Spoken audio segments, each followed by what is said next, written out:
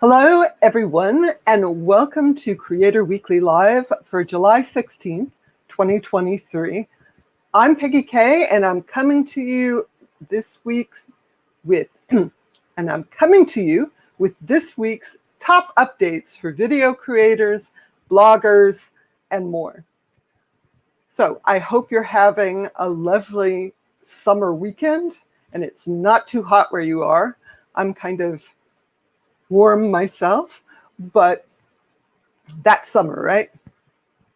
Welcome everyone who is here live. Please say hello in the chat where you're coming from today. And if you have any questions or comments, I'd love to hear what you think about this week's updates. So before I start, I'll just give you a short rundown. This week, I'm going to be talking about some new AI tools for YouTube, Google Bard, Vimeo, and several other platforms. They seem to be launched everywhere. I'm going to talk about updates announced at TwitchCon for upcoming new features for Twitch. I'm going to talk about a couple new updates for creators on Twitter. But first, the first thing I want to talk to you today about is this update from Google Workspace. Now, if you have a paid account, either a business or school account, or if you are using a personal Google account and you subscribe to Google Workspace Individual, they have a feature for appointment scheduling. And the idea is that you can set time slots on your calendar, and then there is a booking page where people can sign up to meet with you.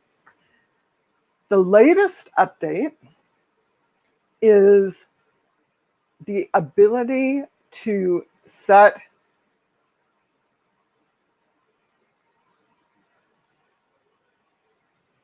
money for booking.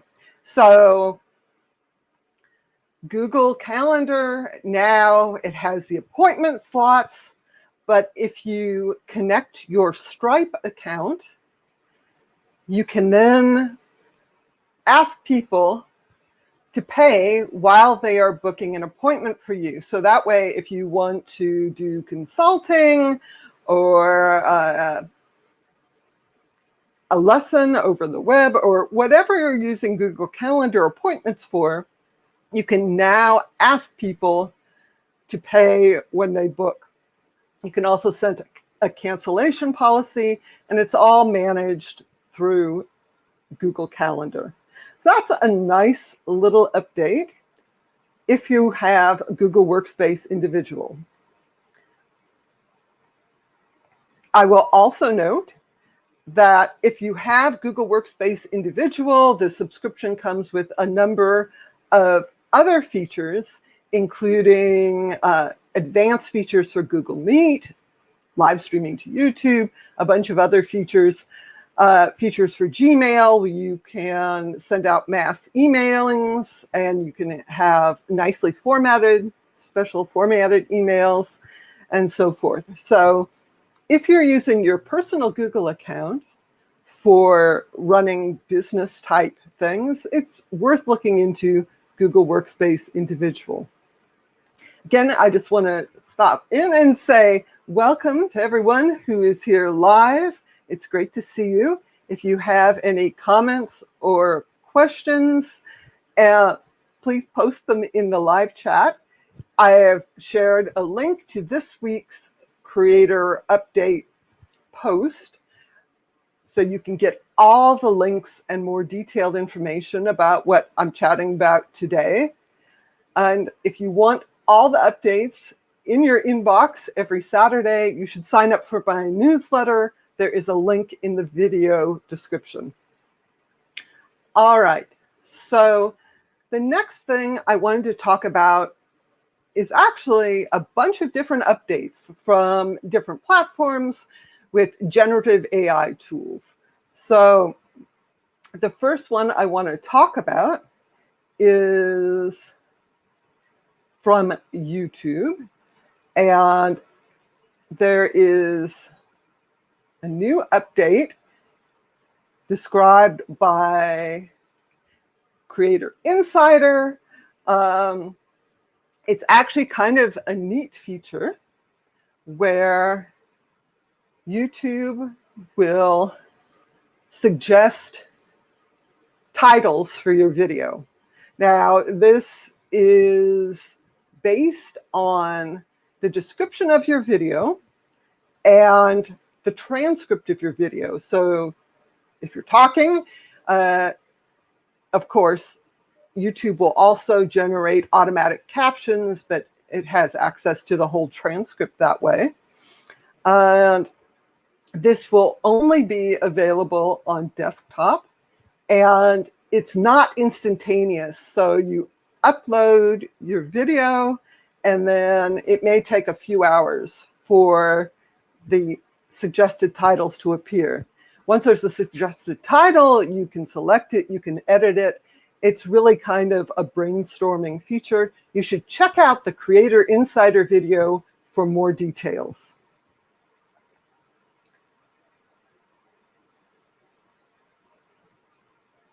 The next thing I wanted to mention is an update to Google Bard. Now, Google Bard is Google's chatbot.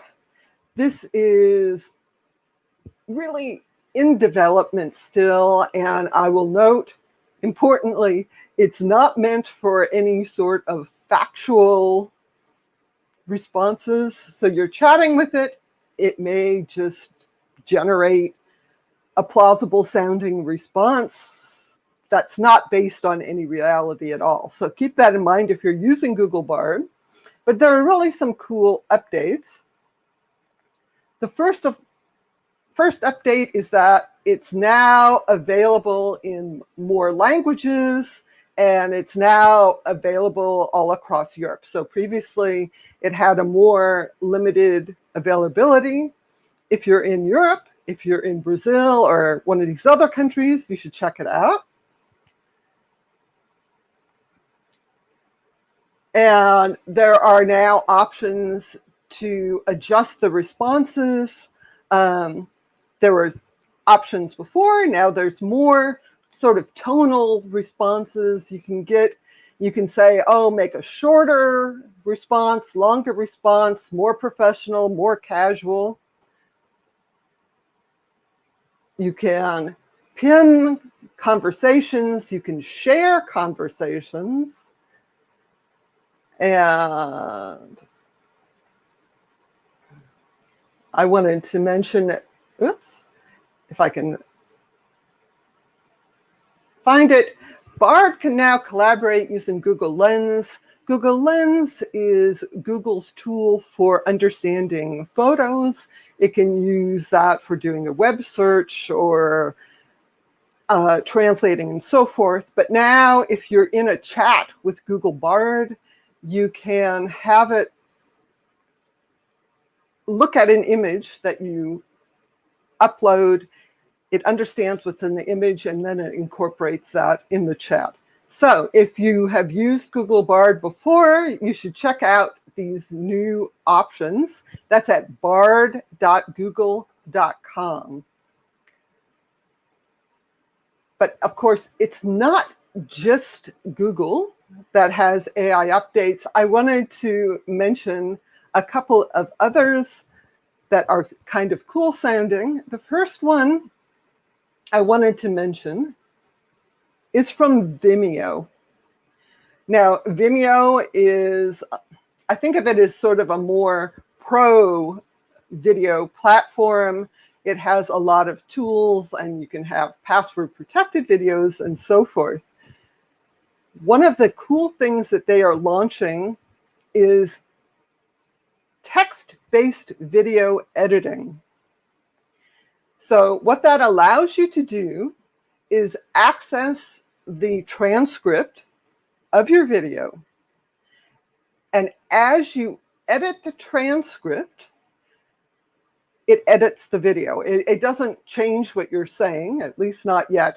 But for example, if you edit out a few sentences, it actually clips out that part of the video. So it talks about if you say, weird things like that, you can basically just clip those out of your video by editing the transcript, which I think is really cool. You should check it out. If you use Vimeo, they have a link to sign up to try their AI tools.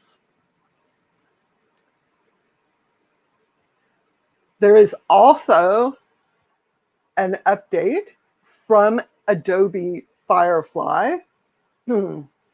This is John Knack's blog. John Knack is part of the Firefly team. And so it now is available in over 100 languages. Adobe Firefly is Adobe's AI image generator. So it's really cool that you can now prompt Adobe Firefly in more languages. I'll mention that I don't have an image for this, but StreamYard, which is what I'm using to live stream today, also mentioned some AI-based updates that will be available soon, including an option to make you look prettier while you're streaming, and also noise reduction features. So those are some really cool updates for AI. I'm expecting to see more and more AI-based features as we go on. The next thing I want to talk about, though, is not AI features. And I'm just going to take a short moment here. Craig is asking, does anyone see hearts in the chat? I believe that this is YouTube's emoji responses that are now available on desktop. I believe that's probably what you're seeing. If you click that, it will show the emojis, and I think they even show on the live stream replay. So if you see the hearts, feel free to click it. Thank you for mentioning that, Craig.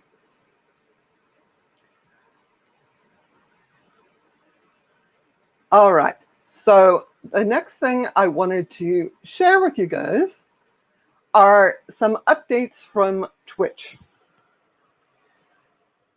This week was TwitchCon, and like most big conventions, a bunch of new features were announced. These are coming as soon as August. And I think it's really interesting to see what direction Twitch is heading in. They are improving their clip editor. So when you do a live stream on Twitch, you can create clips. And it's been possible to edit them into a vertical format, export them directly to your YouTube channel. They're going to allow you to export your clips to TikTok as well. I think a big change is that they are creating a discovery feed. It's going to be a discovery feed of clips. So you can browse through clips from various streamers, and they say that they want to make this not a place where people hang out a long time and just view clips, but instead have it be a way for people to see the clips sort of as promos for various streamers' channels, and hopefully discover new streamers that way. It'll be really interesting to see how well that actually works. Along with that, you can mark clips as featured in your creator dashboard.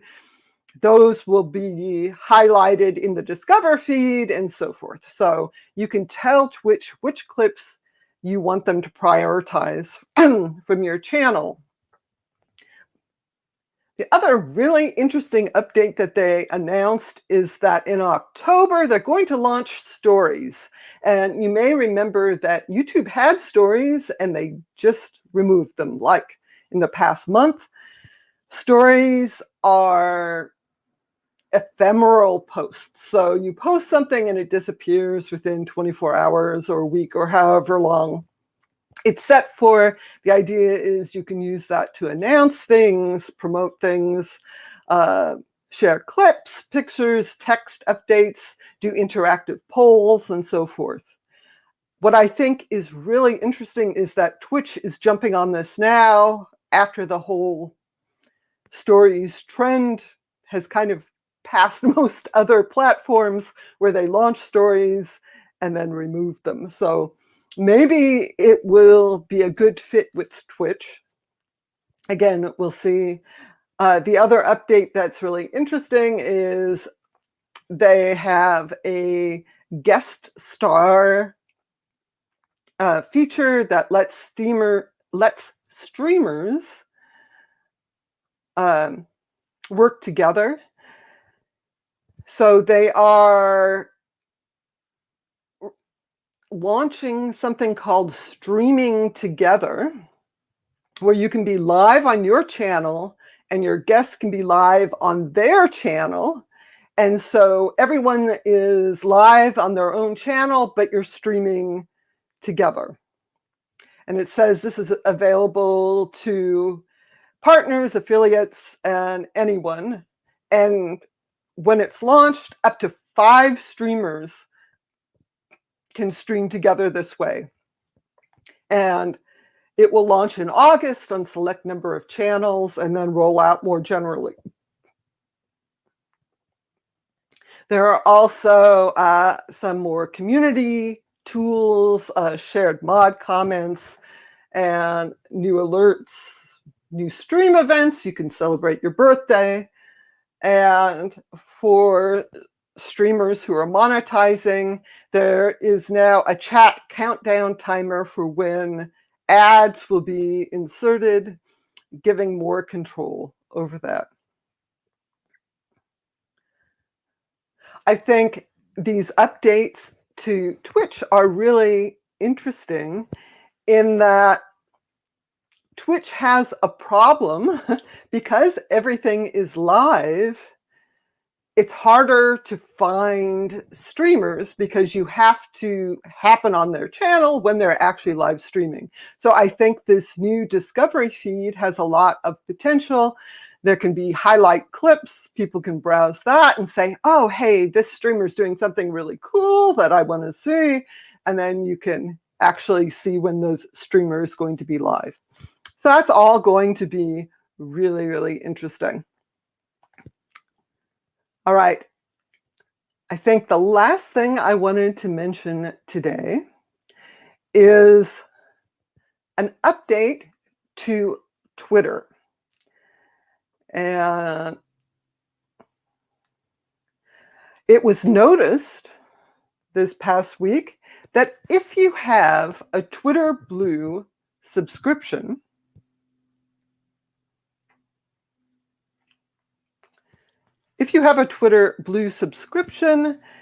you should have access to Twitter's Media Studio. Now, previously, Media Studio was only available to like celebrities and brands and big Twitter accounts. Media Studio is a bunch of broadcast tools. I'm not familiar with it myself, so I am just showing you what is in the Twitter Help Center. But Media Studio Producer allows live video content creators to easily create high-quality broadcasts from external sources, including streaming software, hardware encoders, and professional cameras. So these tools are now apparently available to everyone with a Twitter Blue subscription. It's pretty heavyweight stuff. Most people won't actually need to use these tools, but if you're interested in doing direct streaming to Twitter, you might check out what they are. They also come with more advanced analytics. Twitter also made their first payment to creators under their new monetization program. It's all not that well documented because the new Twitter doesn't seem to have people really doing that very well. But apparently there are some select Twitterers who have a lot of followers, or at least get a lot of engagement on their tweets. Some of them have now gotten a payment of thousands of dollars. I will note this article in Social Media Today actually explains it pretty well. People have been posting, $10,000, $20,000. That's actually 5 months worth of payments, because Elon Musk announced this in February, so they backdated everything to February. It also is limited to a share in ad revenue when people with Twitter Blue subscriptions interact with your tweet. I don't fully understand how it works, but that's what it sounds like. And if you follow this, you can see the kinds of accounts that got big payments. For example, Mr. Beast got a big payment. He's a big YouTube star. That's no shock. And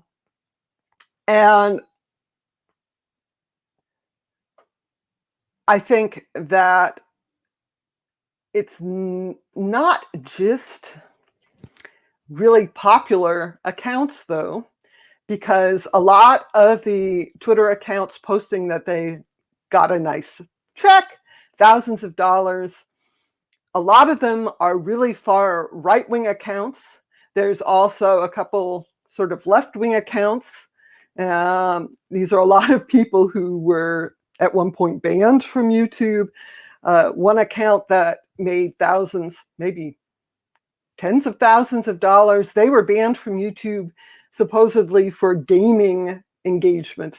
They denied that actually happened, but that's why they were banned, because they were generating artificial engagement. So it's interesting that they just got paid for engagement. And I think there is a real legitimate concern about the way Twitter is deciding how things are monetized, because it's based on engagement and the ads that show when people respond to a tweet.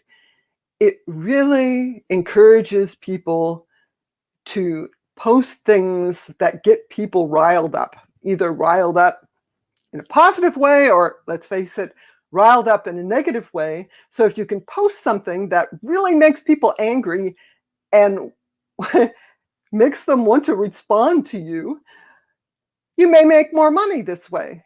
This is a bad incentive. And I think you've seen that with what's called rage bait tweets. People post something really stupid or completely incorrect, and they do this intentionally because they'll get a lot of responses from people correcting them. If those people have Twitter Blue subscriptions and ads are shown, they get money. This seems like a terrible, terrible way to do it, because it just makes the platform a bunch of churning anger and stupidity. But that's just my opinion. I don't think Twitter is going in the right direction. Andrew mentions that, yes, it was announced this week, Twitter is losing lots of money. Elon Musk turns out to be not really great at this particular business. So, but some creators are getting a cut of the money. And I think and assume that that is at least in part because Twitter wants to encourage these people to keep posting. If these people keep posting, it generates more ad revenue. And really, despite all the Twitter blue hoo-ha, Twitter makes its money from advertising revenue. What's not clear to me is if brands are going to be particularly happy with this monetization that's encouraging rage bait kind of tweets. Do they want their ads actually associated with this kind of content? And it's not clear to me that Twitter is thinking about brand safety. Their CEO comes from an advertising background, I believe. So we'll see.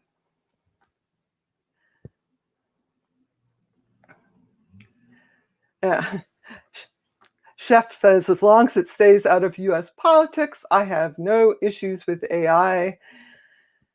Yeah. I think everything goes into politics these days. So good luck with that. So those are my top updates for this week. There were some more updates for Tumblr. If you use Tumblr, they announced some initiatives that they're taking to try and increase the user base. Tumblr is also losing money. I think Matt Mullenweg, the head of Automatic, which purchased Tumblr from Yahoo a few years ago, has said that Tumblr is losing like $30 million a year. Not particularly surprising. It was pretty unloved at Yahoo, kind of left to decline, and they're really working on it. And so I think it's an interesting problem for all platforms. How do you get new users? How do you bring people in without changing the kind of social climate, the culture of the platform? Or maybe you do want to change the culture of the platform. But this is a problem that all platforms struggle with, bringing in new people. That's why Twitch is going to have a discovery feed. That's why Tumblr is working on some new updates, an algorithmic feed. You still have the chronological feed and more options for discovery, and maybe making it easier for new users to get started. So it's something all platforms struggle with. It's good, though, if the company that owns the platform is willing to spend some money to hopefully eventually make money. Or maybe it's going to turn out that this is just not possible. Only a few massive platforms, maybe like Meta, make the big bucks from advertising, and everyone else just gets kind of maybe not so much support. It's ongoing, and that is the Creator Weekly for this week. Thank you so much for joining me live. I hope to see you here next week, same time, same place. Have a great weekend.